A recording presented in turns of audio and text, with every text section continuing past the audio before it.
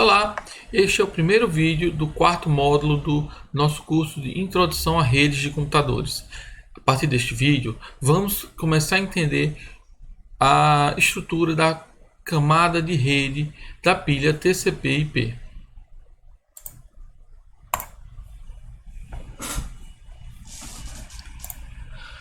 A camada de rede, ela pode ser descrita como a camada 3, certo? E aí, independentemente do modelo, seja do modelo ISO-OSI ou da pilha TCP/IP, ela é a terceira camada, ficando imediatamente acima da camada de enlace e abaixo da camada de aplicação. Essa camada ela é implementada em todos os nós da rede, certo? Seja nos sistemas finais ou seja nos roteadores, sendo de responsabilidade da camada de enlace ou da camada de rede fazer a ligação fim a fim entre o host de origem e o host de destino. É importante destacar que a nível de camada de rede não se enxerga mais processos, já que os processos eles ficam limitados à camada de transporte. Então, o propósito da camada de rede é entregar dados host a host, ou sistema final a sistema final. Então, é propósito da camada de enlace, da camada de rede, fazer justamente essa ligação entre os vários enlaces para formar um único caminho entre a origem e o destino. Entre as tarefas, as funções da camada de rede, nós podemos destacar duas, que são o repasse e o roteamento. O repasse diz respeito ao processo do roteador fazer o encaminhamento do pacote que ele recebeu em uma dada interface de rede e encaminhá-lo para uma outra interface de rede do mesmo dispositivo. E aí, para quem não conhece, um roteador ele é basicamente um dispositivo computacional que pode ser de propósito dedicado, que ele é também conhecido como appliance, ou ele pode ser um computador normal, sendo que ele teria que ter mais do que uma interface de rede. Então, vamos pensar que ele é um computador que tenha várias interfaces de rede. Então, é papel no repasse receber o pacote em uma dada porta, uma dada entrada, e encaminhá-lo para uma outra saída. Isso viria a ser o processo de repasse. Já o processo de roteamento seria a questão da inteligência de justamente saber de que forma, para qual porta ele deve ser encaminhado. Tá certo? Então, o processo do roteamento ele é um processo distribuído, ou seja, cada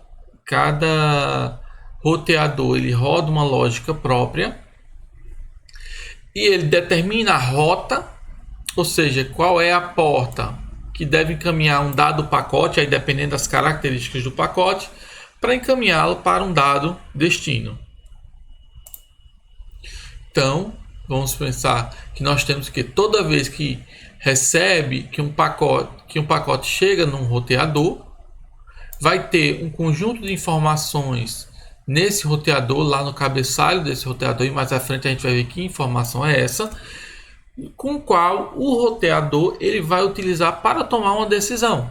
Então, basicamente, ele olha essa informação no cabeçalho, olha na tabela de repasse local, onde basicamente vai ter uma tabela dizendo, olha, toda vez que eu receber um valor com tal característica, eu mando para tal enlace de saída. Então, nesse exemplo aqui, toda vez que ele recebe um pacote cujo valor do cabeçalho é o 0111, ele iria enviar por uma dada saída, tá certo?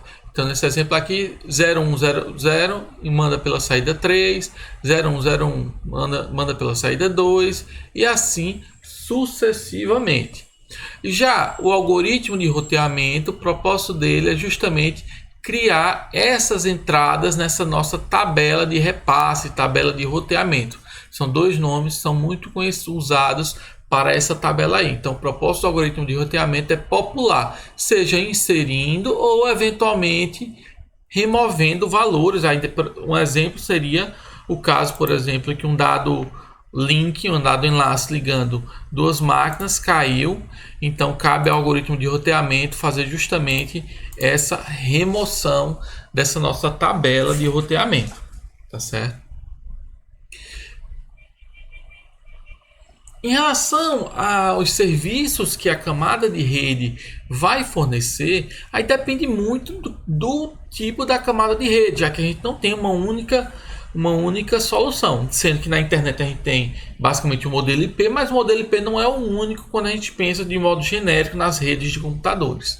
Então, a gente consegue pensar em vários serviços que a camada de rede eventualmente pode fornecer.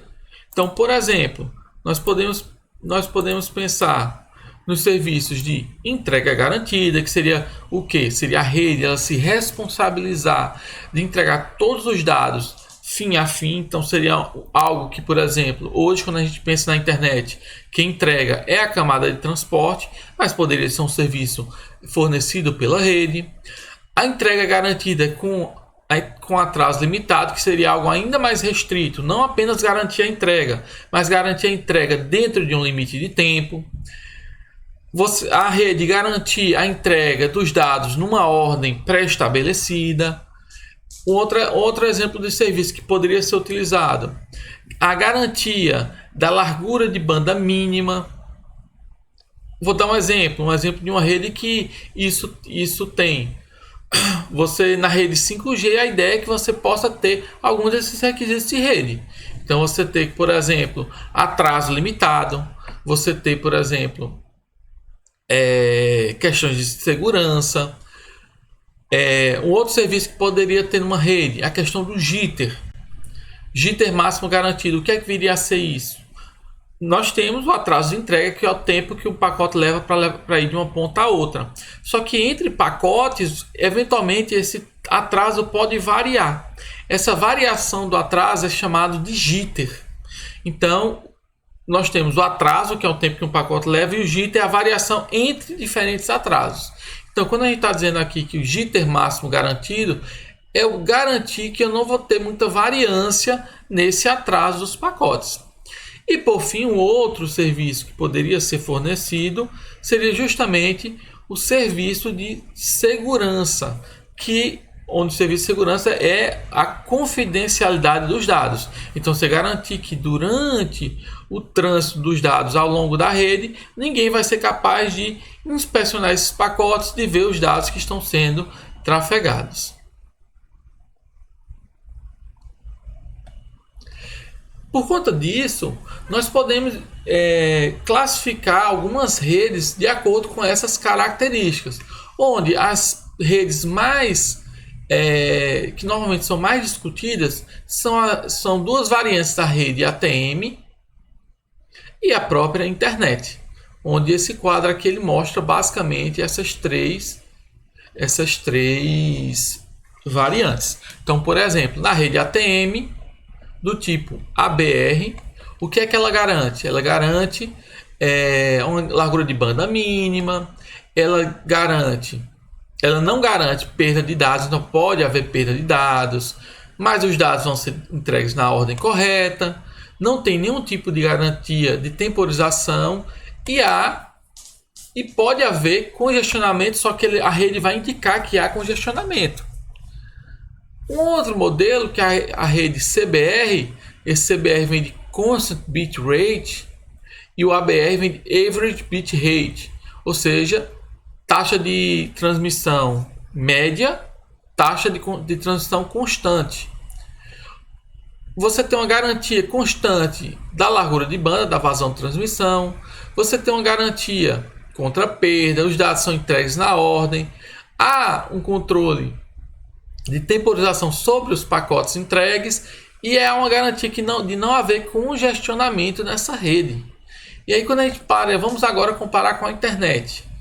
Primeiramente, o modelo de serviço da internet é um modelo chamado modelo de melhor esforço, onde esse modelo de melhor esforço que basicamente está querendo dizer o quê? Que a internet vai tentar entregar os dados, mas não há garantia nenhuma que esses dados vão ser entregues na ordem, ou que vai haver algum tipo de reposição caso haja alguma perda. Então, por exemplo, não tem garantia de vazão, então você pode ter uma variação na velocidade de transmissão. Não tem garantia contra a perda, então se houver perda de dados, a rede não vai substituir esse pacote perdido. Não há controle de ordenação, então os dados, como eles podem atravessar diferentes rotas ao longo de um trajeto, você pode ter eventualmente alguma reordenação dos pacotes. A internet não se preocupa em reordená-los. Não há controle de temporização e não há nenhum tipo de indicação de congestionamento. Então, por conta disso, os protocolos que rodam acima da internet, que é o que a gente já viu lá na camada de transporte, se eles querem fornecer esse serviço, eles têm de implementar. E é o que, por exemplo, o protocolo TCP faz. O protocolo faz a garantia, a confiabilidade dos dados, a questão do controle de ordenação, faz o controle de congestionamento de modo indireto. Então, como a internet não fornece nada, quem faz esse controle é justamente as camadas superiores.